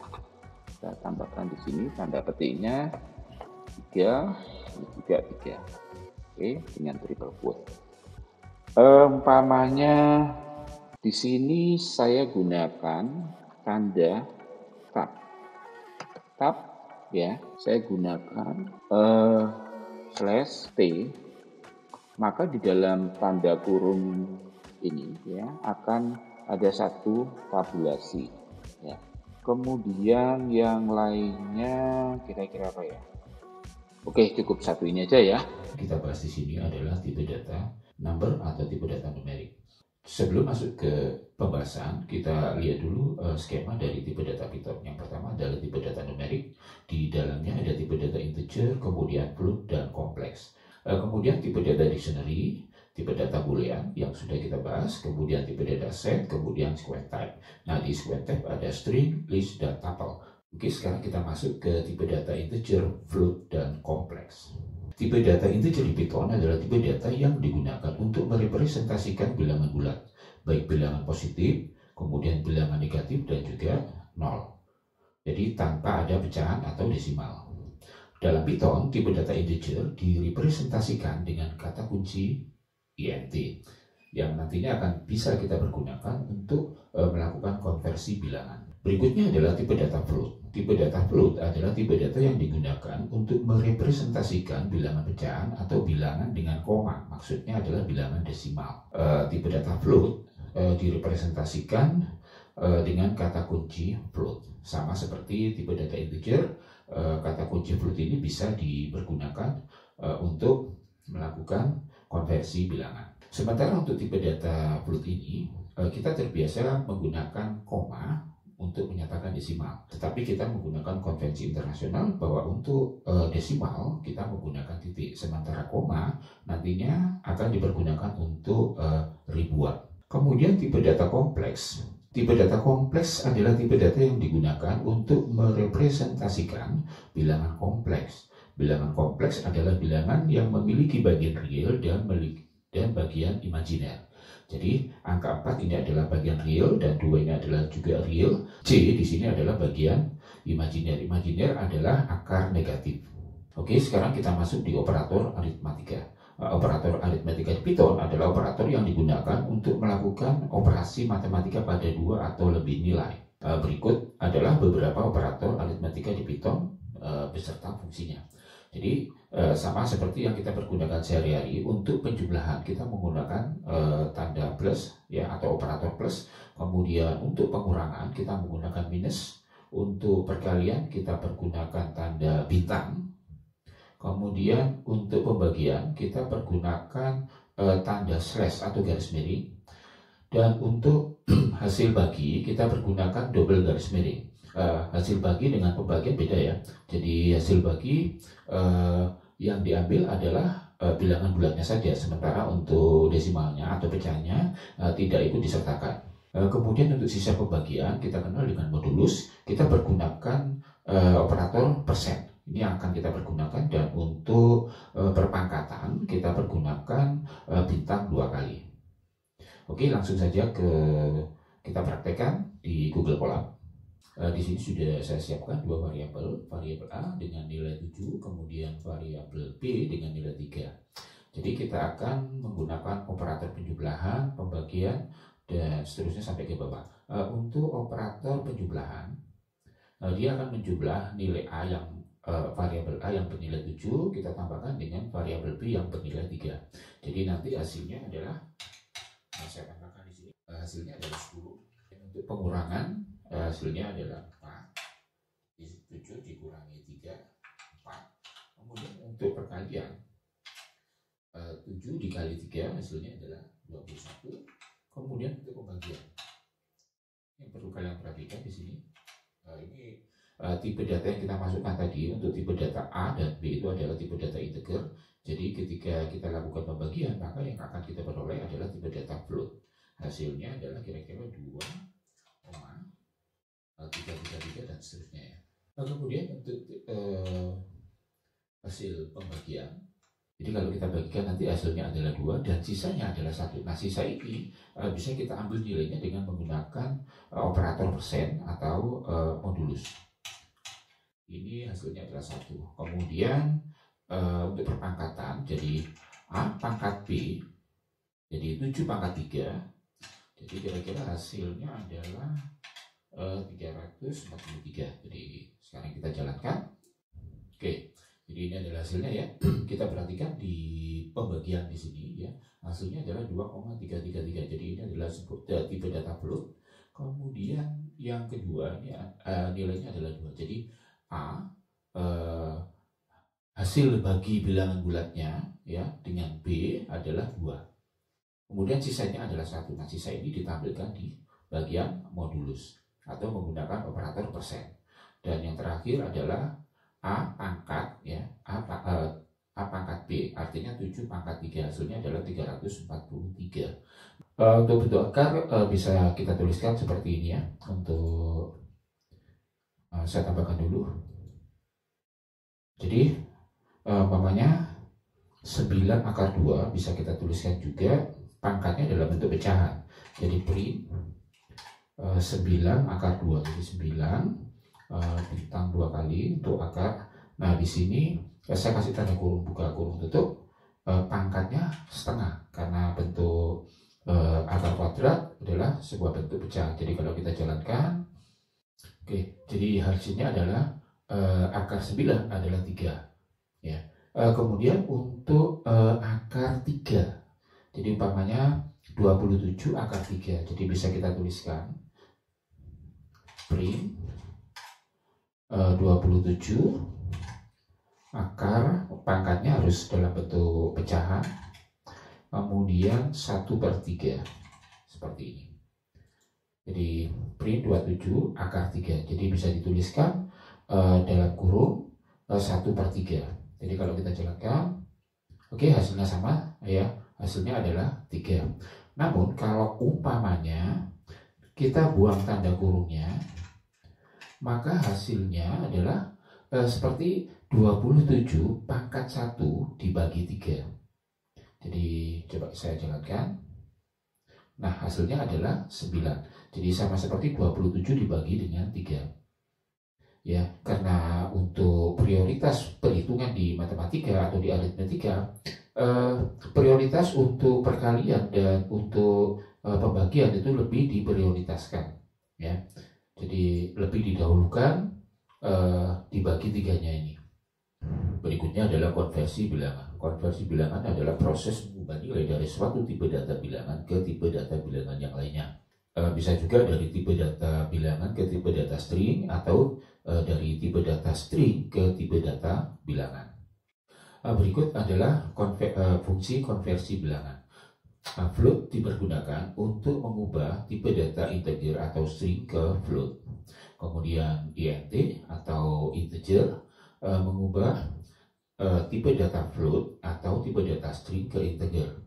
Kemudian str atau string untuk mengubah tipe data integer atau float ke tipe data string. Dan yang terakhir real atau image untuk mengakses bilangan real atau imajiner dari bilangan kompleks. Langsung saja kita praktekkan di sini. Saya tambahkan dulu shell code-nya. Kita akan coba dulu konversi bilangan dari integer ke float atau dari string ke float. Jadi saya siapkan dulu variabelnya, namanya A bernilai 7, kemudian B bernilai 108, seperti itu. Jadi A adalah tipe data integer dan B tipe data string. Nah, kedua variabel ini akan kita ubah ke tipe data float. Jadi yang pertama kita memiliki variabel A bertipe integer, kemudian variabel B bertipe string. Kemudian di sini kita konversi float A dan float B. Kita simpan di dalam variabel, di sini saya tuliskan dari A dan dari B. Kalau umpamanya saya tambahkan di sini C, apakah bisa kita jumlahkan jadi A plus B seperti ini. Nah, kemudian kita cetak hasilnya, atau langsung aja kita jalankan. Jadi kalau mereka, nah kalau tipe datanya sama, mereka pasti bisa dilakukan operasi penjumlahan seperti ini. Tapi di sini dua tipe ini berbeda. Jadi ada pesan kesalahan unsupported operand types, ya, satunya integer dan satunya string. Jadi tidak bisa dilakukan operasi matematika. Namun kalau di sini A plus B, saya masukkan hasil konversinya. Ya, seperti ini, karena dua-duanya sudah bertipe data float, kita jalankan. Oke, nah tidak ada pesan kesalahan. Jadi variabel C, hasil dari penjumlahan dari A dan dari B ini bisa kita cetak hasilnya in C. Nah, hasilnya adalah 115,0 dan ini adalah untuk C tipe data float. Atau kalau kita lihat bagaimana dengan variabel dari A dan dari B, kita lihat hasilnya ya dengan fungsi print. Ini dari A, kemudian jadi 115 adalah penjumlahan dari A dan dari variabel B, kemudian dicetak di sini C-nya, ya. Ini sudah menjadi tipe data float, dan untuk variabel hasil konversi dari integer ke float hasilnya adalah 7.0, sementara untuk B dari string hasilnya adalah tipe data float juga. Berikutnya kita akan melakukan konversi dari float ke integer. Jadi kebalikan dari yang pertama tadi. Namanya saya punya X, nilainya 3,14. Ini adalah tipe data float ya, karena ada tanda desimal di sini. Titik ini adalah tanda desimalnya. Kemudian Y sama dengan 10.25. Nah, kita periksa dulu untuk X. Jadi saya buatkan dulu dari X, kemudian int sebagai integer X seperti ini, dan kita cetak hasilnya print dari X. Oke, kita jalankan. Nah, hasilnya nilai bulatnya saja yang diambil, sedangkan nilai desimalnya tidak disertakan. Bagaimana dengan kalau 3,97? Nah, kita terbiasa dengan pembulatan angka ya. Biasanya kalau di matematika 3,97 di Excel atau di aplikasi yang lain ini akan dibulatkan menjadi 4. Nah, sementara kalau di Python hasilnya kira-kira berapa? Dibuang 0,97-nya atau dibulatkan menjadi 4 atau 3 saja. Coba kita lihat hasilnya. Oke, ternyata tidak dibulatkan. Jadi diambil angka bulatnya saja, ya. Jadi diambil 3-nya saja. Kemudian bagaimana kalau tipe data string? Karena di sini Y sama dengan 10,24. Saya ganti yang di sini menjadi Y supaya lebih cepat. Kemudian di sini dari Y saja. Nah, ternyata error, ya. Jadi ini masih ada informasi untuk pesan kesalahannya adalah karena di sini masih mengandung tanda baca. Jadi kalau dari string ke integer, ya, atau string ke float, tidak boleh mengandung tanda baca dan karakter yang tidak bisa dikonversi ke angka. Jadi kalau umpamanya tanda titik kita buang seperti ini 1024, kita jalankan, maka hasilnya 1024. Namun kalau di sini saya tambahkan BC, ya, jadi di sini mengandung huruf dan termasuk tanda baca tadi titik atau koma, kita jalankan. Nah, di sini ada nilai kesalahannya, ya, invalid literal for integer bit B10, jadi 1024 BC ini.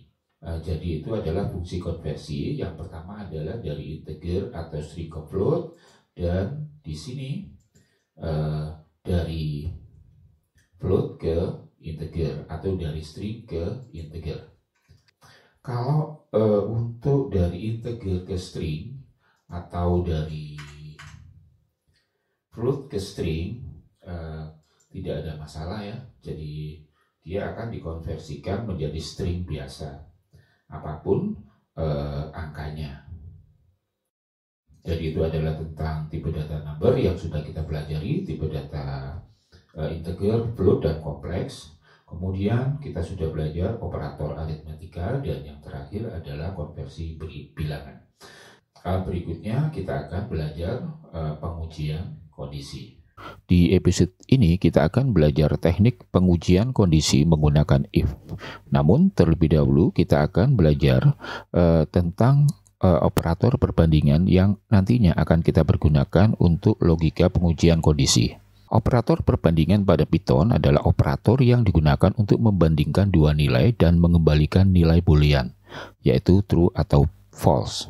Jadi untuk operator perbandingan yang pertama adalah sama dengan 2 kali, digunakan untuk membandingkan apakah kedua nilai sama. Contohnya 1 sama dengan 1. Jadi ini untuk dibandingkan apakah 1 benar-benar sama dengan 1, atau dengan kata lain apakah yang di sebelah kiri yang nilainya 1 sama dengan yang di sebelah kanan yang nilainya juga sama-sama 1. Jika demikian maka nilainya adalah true. Operator kedua adalah tanda seru sama dengan, digunakan untuk membandingkan apakah kedua nilai tidak sama. Contoh, 2 tidak sama dengan 2. Jadi seperti itu cara membacanya. Jadi karena nilainya ini adalah sama, maka nilai yang dikembalikan adalah false. Berikutnya adalah operator lebih besar. Dipergunakan untuk membandingkan apakah nilai di sebelah kiri lebih besar dari nilai sebelah kanan. Jadi contohnya 5 lebih besar dari 3. Karena ini benar, maka nilai yang dikembalikan adalah true. Berikutnya adalah operator lebih kecil. Dipergunakan membandingkan nilai sebelah kiri lebih kecil dari nilai di sebelah kanan. Contoh, 3 lebih kecil dari 5.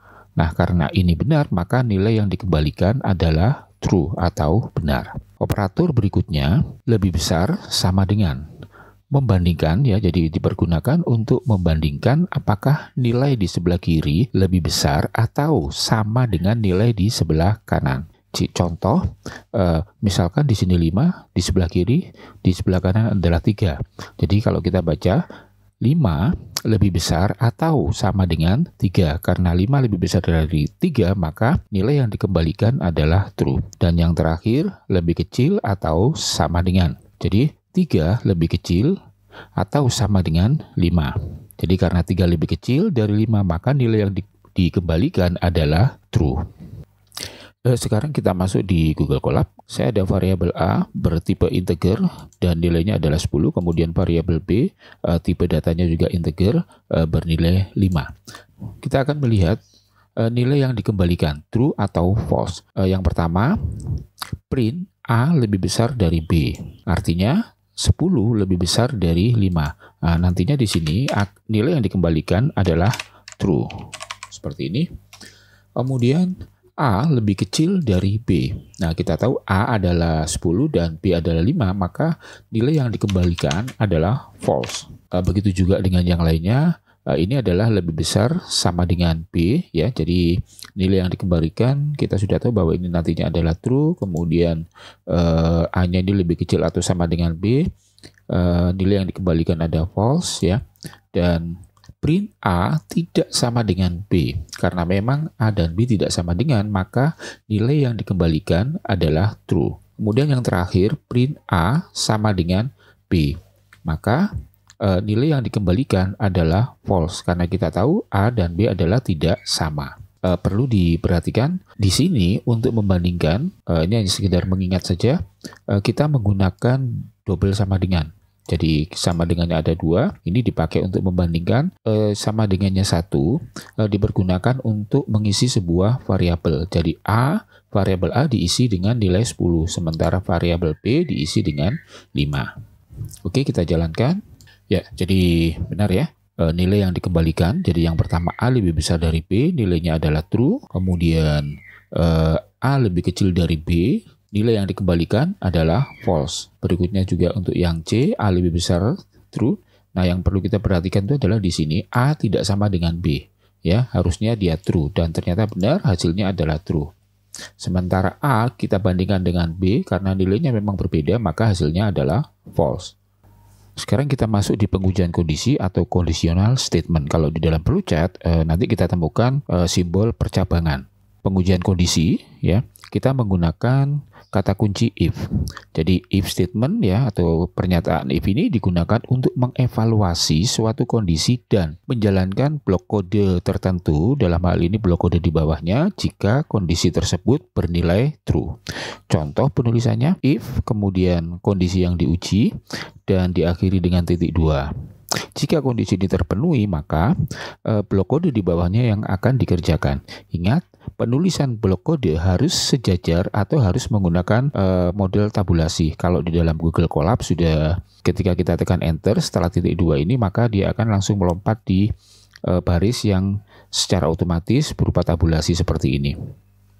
Jadi kalau umpamanya blok kode ini sejajar dengan I dari huruf I, maka akan terjadi pesan kesalahan. Oke, langsung saja kita masuk di Google Colab. Saya buat dulu di sini. Umpamanya saya akan menguji apakah bilangan itu sebuah bilangan positif. X saya masukkan sama dengan 10. Kemudian kita berikan if. Ya, jika if X lebih besar dari 10, maka saya tambahkan di sini print X adalah ya seperti ini. Jadi kalau kita jalankan, nah di sini X sama dengan 10 ya. Jika X lebih besar dari 10, maka dia adalah bilangan positif. Nah di sini uji kondisinya yang kurang tepat. Namun kalau saya tambahkan di sini sama dengan lebih besar atau sama dengan 10, 0 ya. Jika X lebih besar atau sama dengan 0, maka dia adalah bilangan positif. Coba kita jalankan. Nah, 10 adalah bilangan positif. Seperti ini.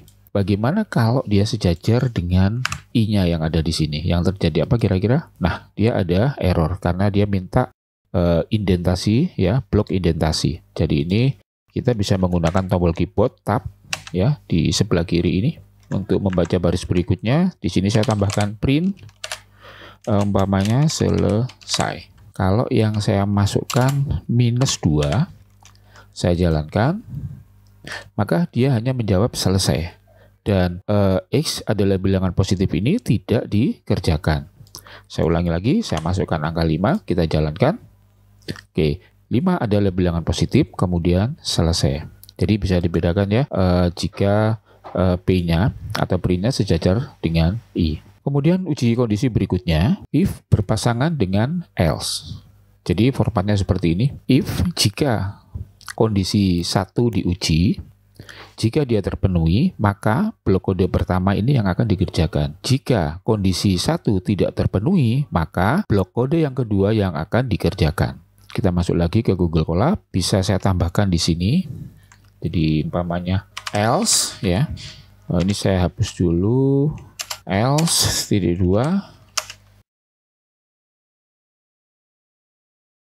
Oke, seperti ini.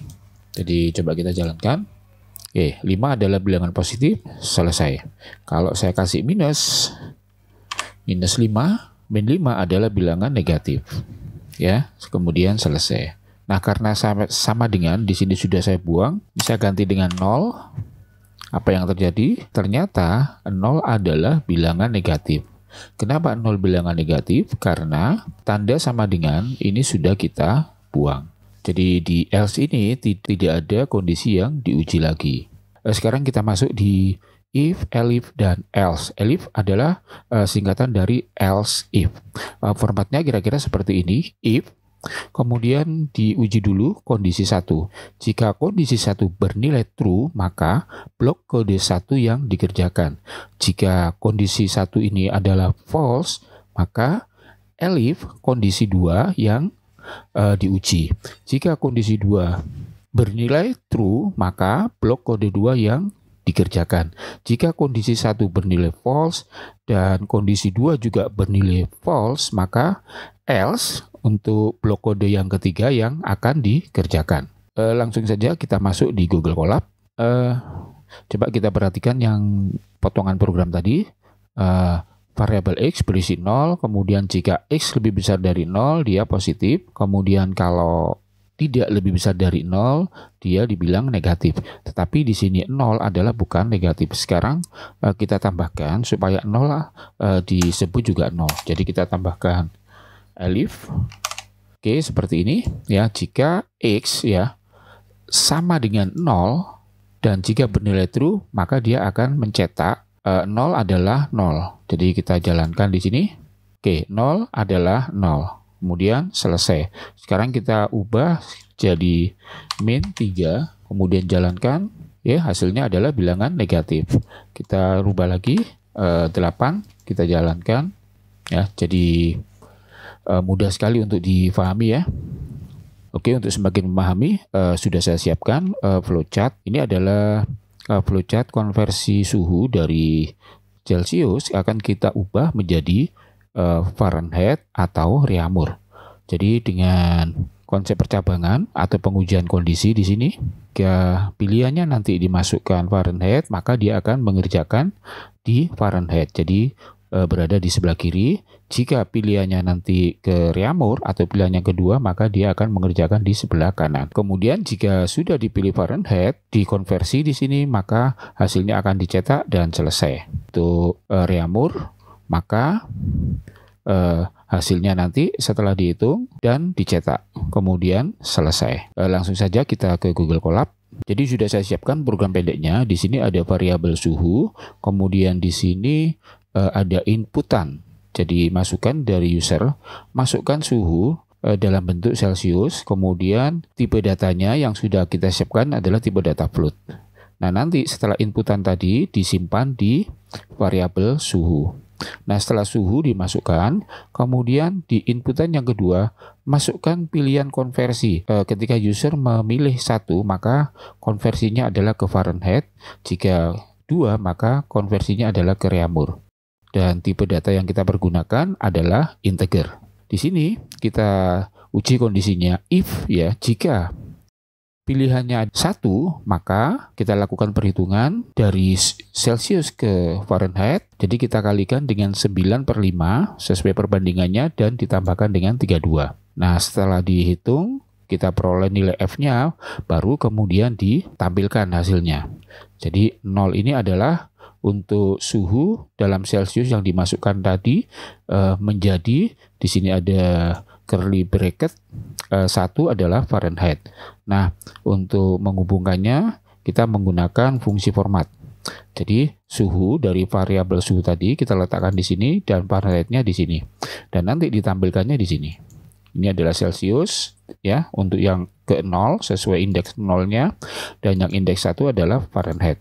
Jika pilihannya bukan 1, tetapi dia pilihnya adalah 2, ya, maka yang dipilih adalah Reaumur. Nah, ini adalah rumus untuk konversi dari derajat Celcius ke dalam Reaumur. Jadi tinggal dikalikan dengan 4/5. Nah, kemudian dicetak hasilnya ya, seperti ini. Nah, sekarang kita jalankan. Umpamanya saya punya supaya lebih tepat ya, derajat Celciusnya 100. Kalau ke dalam Reaumur ya harusnya hasilnya adalah 80. Oke, benar. Jadi 100 derajat Celcius ini ya menjadi 80 Reaumur. Sekarang kita coba untuk ke Fahrenheit. Saya masukkan dulu 100 derajat Celcius ke dalam derajat Fahrenheit ya. Oke, pilihannya dulu. Jadi 100 derajat Celcius menjadi 212 Fahrenheit. Kita coba lagi untuk data yang lainnya, umpamanya 60 derajat Celcius. Kita ubah ke dalam Fahrenheit. Ini adalah hasilnya 60 derajat Celcius menjadi 140 derajat Fahrenheit. Nah, ini semakin menarik ya.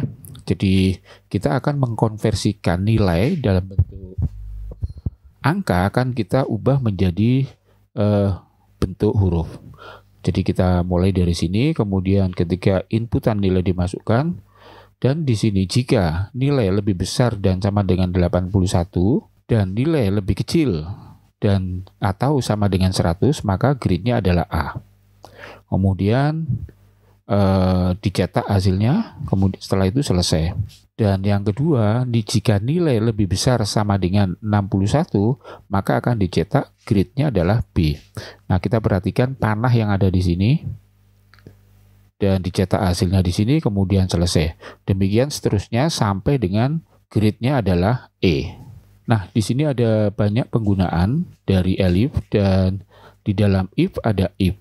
Untuk sementara kita masukkan inputan nilai. Nah, nilainya harus kita uji dulu apakah nilainya berupa angka atau huruf. Jika angka, maka di sini if nilai dot is numeric, dan ini diuji apakah benar nilai tersebut adalah berupa angka dengan menggunakan fungsi is numeric. Nah, jika bukan numerik, maka di sini nanti ada informasi yang ditampilkan, masukkan dengan angka dan bukan huruf. Tetapi jika yang dimasukkan adalah angka, maka nilai yang tadi yang ada di sini kita uji lagi, kita ubah tipe datanya dalam bentuk float, kemudian kita simpan ke dalam nilainya yang tadi ya.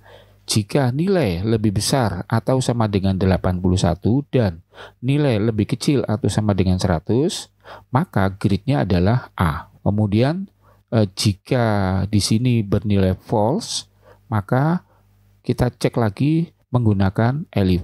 Jadi jika nilai lebih besar atau sama dengan 61 dan nilai lebih kecil dari 81, kita perhatikan di sini tanpa sama dengan, di sini dengan sama dengan, karena angka 81 sudah termasuk dalam grade A. Makanya kita masukkan di sini tanda lebih kecil saja. Nah, jika bernilai true kondisi ini, maka grade B ini yang dikerjakan. Kemudian jika kondisi pertama tidak terpenuhi, bernilai false, kondisi kedua bernilai false juga, maka dia akan mengerjakan kondisi yang ketiga. Demikian seterusnya sampai di sini.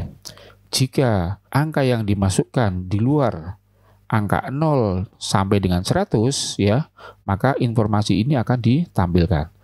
Oke, sekarang kita coba. Nah, kita masukkan angka 8, enter. Jadi 8 masuk kategori nilai E. Ya, seperti ini. Kita ulangi lagi. Jika yang kita masukkan 79, maka grade-nya adalah B. Kemudian kita jalankan lagi. Saya masukkan nilai 7A. Umpamanya salah ketik seperti ini, maka informasi ini yang ditampilkan. Masukkan dengan angka dan bukan huruf, karena ini mengandung huruf.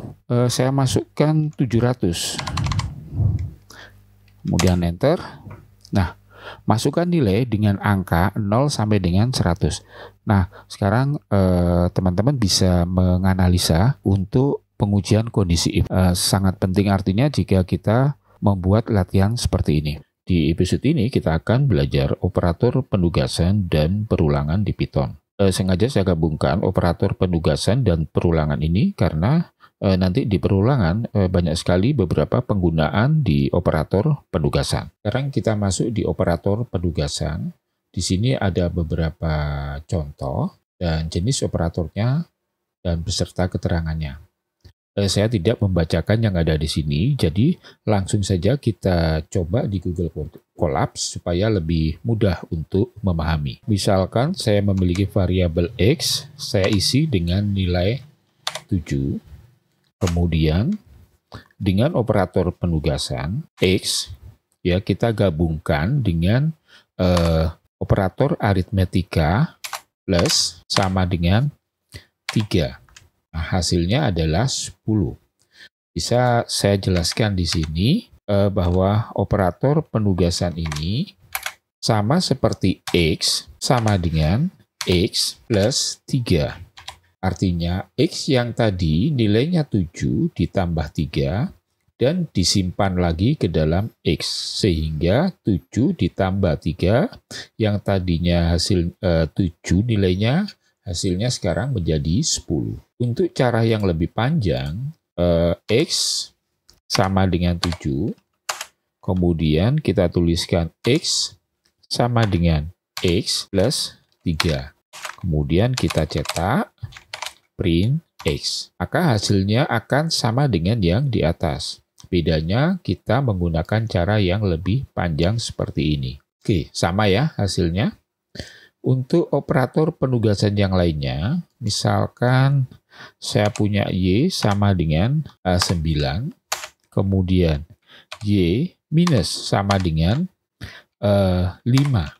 Nah, ini kita baca Y nantinya yang nilainya 9 akan dikurangi 5 dan hasilnya 4. Nah, 4 disimpan lagi ke dalam variabel Y. Sehingga nilai Y bukan lagi 9, tetapi 4. Operator penugasan ini bisa juga kita gabungkan dengan operator aritmetika yang lain seperti perkalian, pembagian, dan sebagainya, termasuk juga modulus dan perpangkatan. Kita coba salah satu ya. Saya memiliki nilai Z yang tadinya nilainya adalah 2 umpamanya, supaya lebih gampang. Z kemudian pangkat 5. Nilai Z nanti menjadi 2 pangkat 5. Print Z. Benar ya? 2 pangkat 5 adalah 32.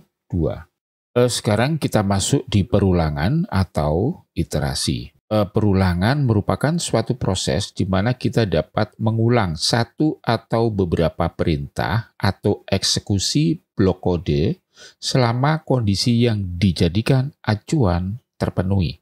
Untuk istilah perulangan, ada beberapa yang menggunakan istilah iterasi, kemudian repetisi atau repetition, kemudian loop. Ketiga istilah itu mengacu proses yang berulang. Artinya dari bagian akhir kemudian kembali ke bagian awal. Dan kondisi yang dijadikan acuan setelah dia terpenuhi, maka proses perulangan itu akan berhenti.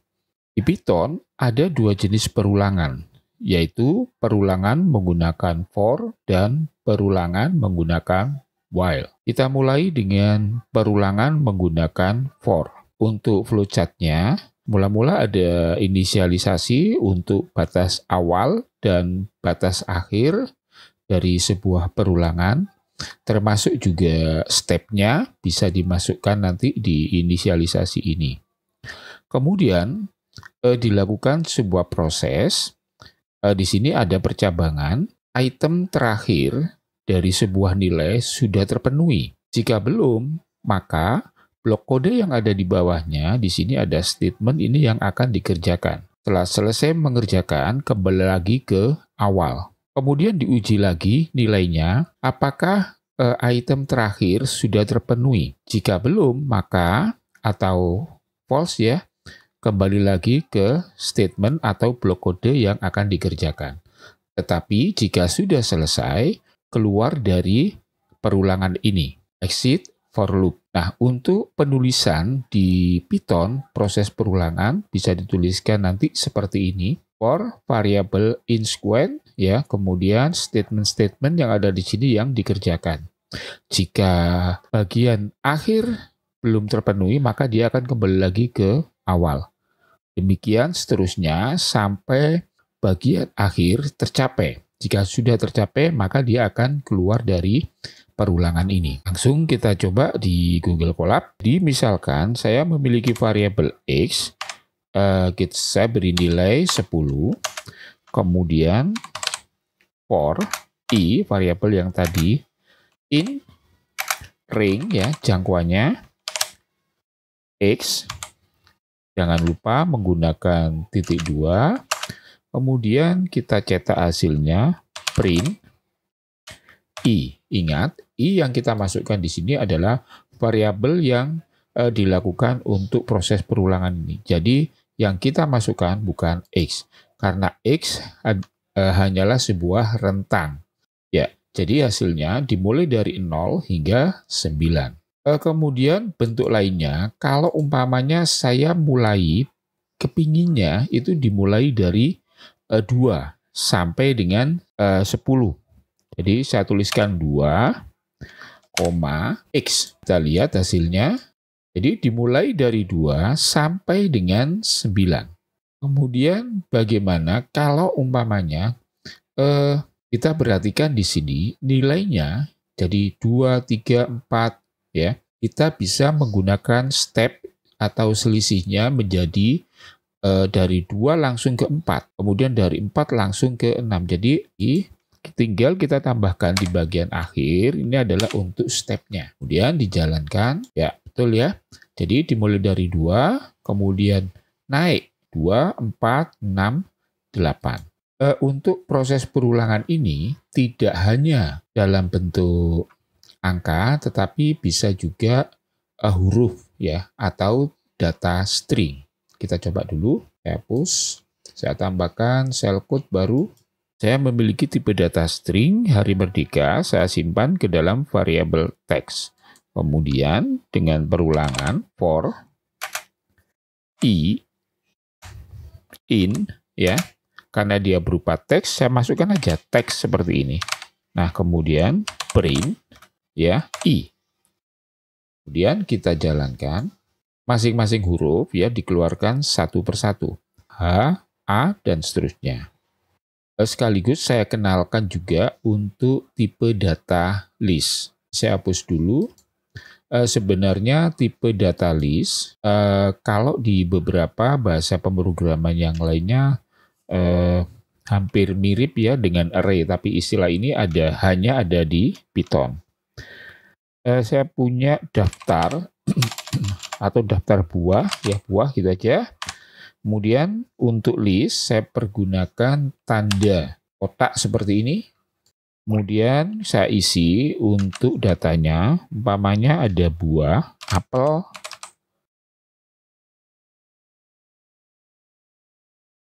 Nah, kita bisa memanggil data yang ada di list ini. For, saya menggunakan i saja ya. Sebetulnya kalau tidak menggunakan i pun juga tidak apa-apa.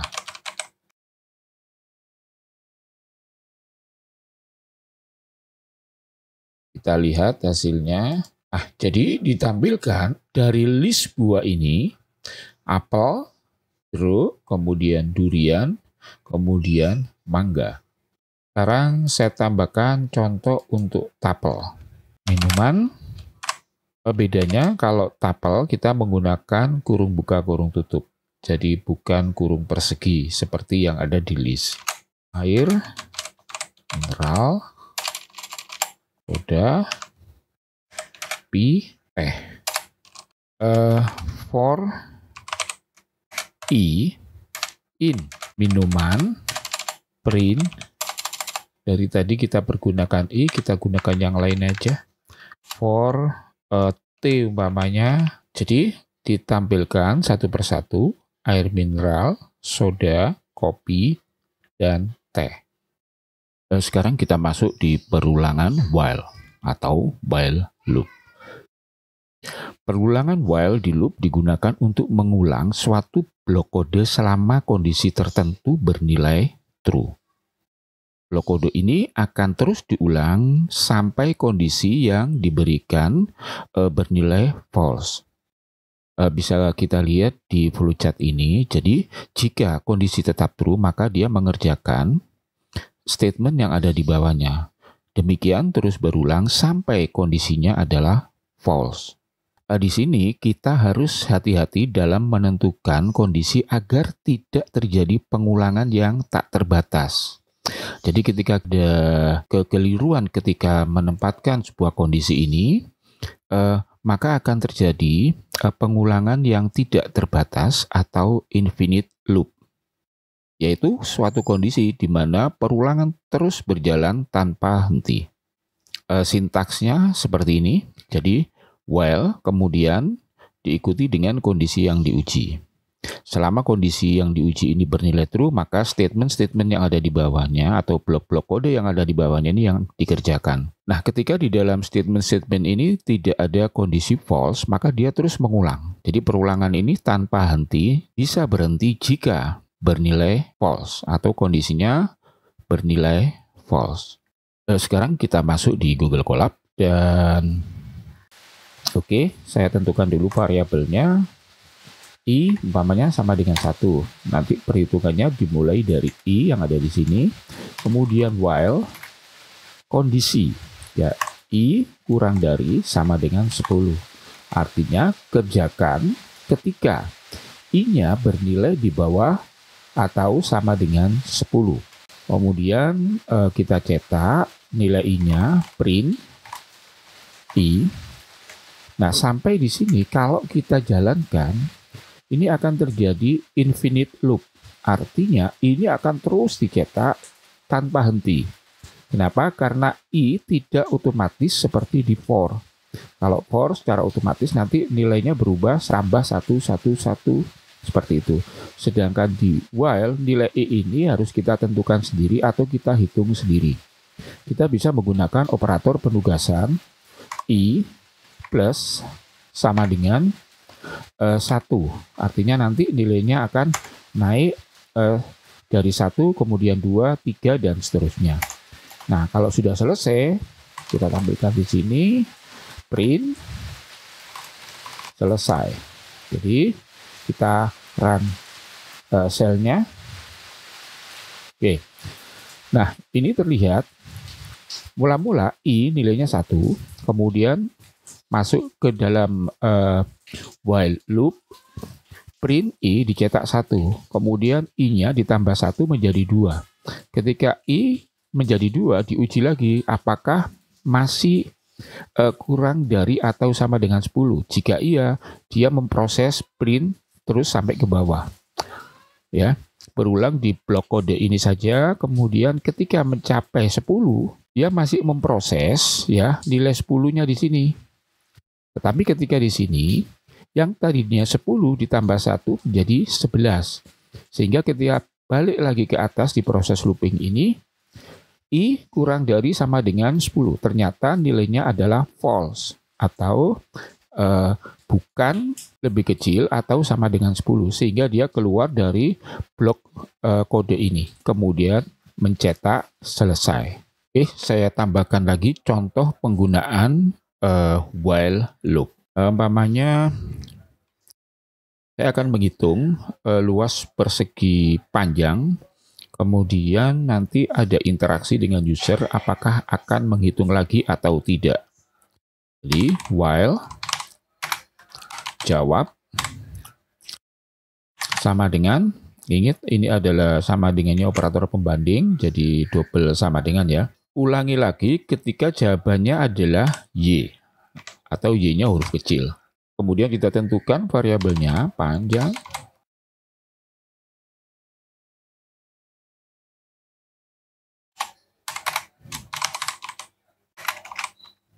Oke. Kemudian luas sama dengan panjang kali lebar. Setelah itu kita tampilkan hasilnya, print. Ya, seperti ini. Setelah kita tampilkan hasil perhitungannya untuk luasnya, kemudian kita buat pertanyaan jadi jawab. Sama seperti yang ada variabel di sini ya, variabel kondisinya ya. Jadi artinya nanti kalau dia menjawab selain Y, maka berhenti untuk menghitung lagi. Jadi kita tulis jawab, input,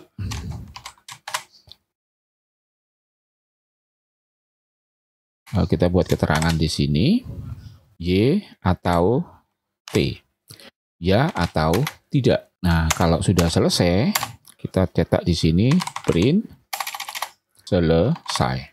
Jawab kita beri nilai dulu ya. Oke, jawabnya supaya sama dengan Y, jadi dia bisa memproses ini terlebih dahulu. Nah, masukkan panjang, umpamanya 30, kemudian lebarnya 10. Ya, luas persegi panjang adalah 300. Menghitung lagi, kita jawab dengan ya atau tidak. Sekarang kita jawab ya. Nah, maka kita akan berinteraksi dengan program ini, memasukkan panjang lagi. Umpamanya panjangnya bisa masukkan sembarang. Oke. Jadi kalau tidak, ya, ketika kita masukkan T, Oke, selesai.